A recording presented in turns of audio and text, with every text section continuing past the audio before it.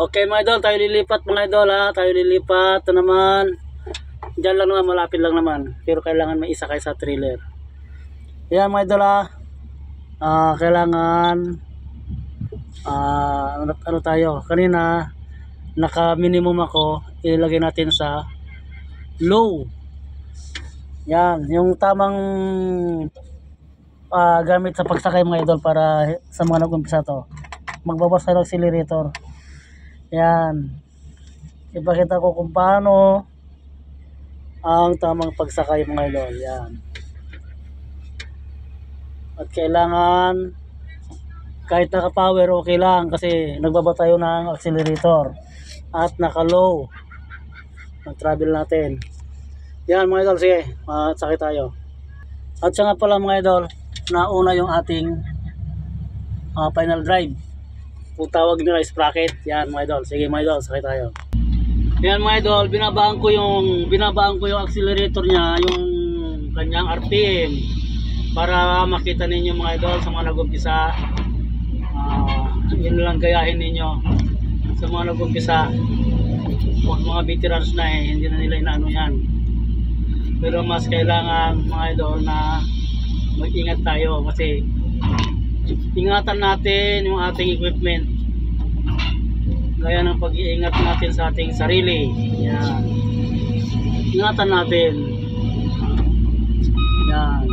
Huwag nyong pansinin ng mga iba dyan nagsasabi na ang mahina, gano'n. Hayaan nyo. Basta ang importante ay safety tayo makasakay. Yan. Dahan-dahan lang ang takbo niyan mga idol. Pakyat.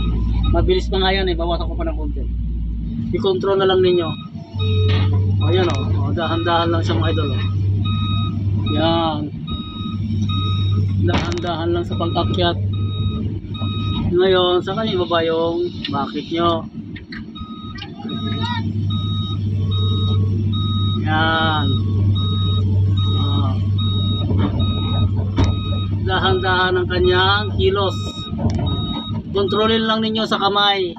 Kamay ang ginagamit ko mga idol pag umaakyat ako. Hindi ako gumagamit ng paa. Tandaan nyo mga idol. Ang kamay ay may control. Ang paa mahirap kontrolin. Kaya nga nauna yung sprocket natin, yung ating idle, ating final drive para ang kabig natin ng lever sa travel ay makabig. Kamay ang ginagamit. Kaya makukontrol natin maigi mga idol. Yan dahan-dahan lang ang takbo ng ating equipment. Ganyan ang tamang didisiplina sa ating pagsakay, pag-iingat sa ating equipment. Yan. Di ba rin sabihin nila na mabagal mga idol pero nakakyat ka naman ng maayos. Malaking bagay yun mga idol. Di ba? Nakakyat tayo ng maayos.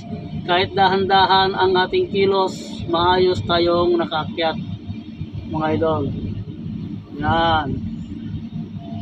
Mabagal ang ating kilos kasi dinahandahan natin yung ating accelerator, RPM. Pero tayo ay nasa safety.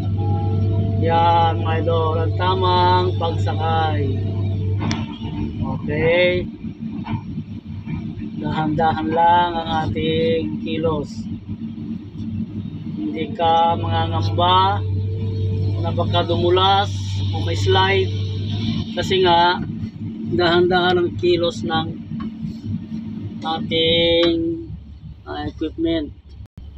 Okay mga idol, gaya sinabi ko mga idol, sa mga nag-umpisa pa lang, nauna yung ating sprocket o final drive at ang ating accelerator ang ating RPM yan ito yung minimum nya nasa kalagitnaan bago magano. At tayo naka-power man siya pero malakas siyang umakyat. Tapos nasa control siya, mabagal pero malakas. At naka-low yung ating travel. Okay? Yan ang tamang mga idol. Sa mga nag-umpisa pa lang, ganyan ang gawin ninyo. Huwag kayong mag full RPM ha. Huwag yung gagawin nyo kasi mabilis ang kilos. Pag hatak ninyo dito, Kasi ganyan ang posisyon nyo eh. Hahatak kayo na ganyan. Yan. Pag ganyan ang takbo ninyo. Pero maabanti siya. Kontrolado ng kamay. Yan o. Kontrolado ng kamay yung pivot ng ating trackpad. Yan. Kontrolado niya. Ganyan. Hindi basta-basta mag-slide sa may gulong na yan. Yan ang may bibigay ko sa mga inyo, mga idol, sa mga nag-umpisa. Hayaan lang ninyo yung mga bad comment diyan. Importante makaakyat tayo ng tama, maayos, walang problema. At makababa ka rin ng maayos, walang problema, makarating sa pupuntahan. Yan ang tamang proseso, mga idol. Yan ang tamang gawain ng operator, mga idol.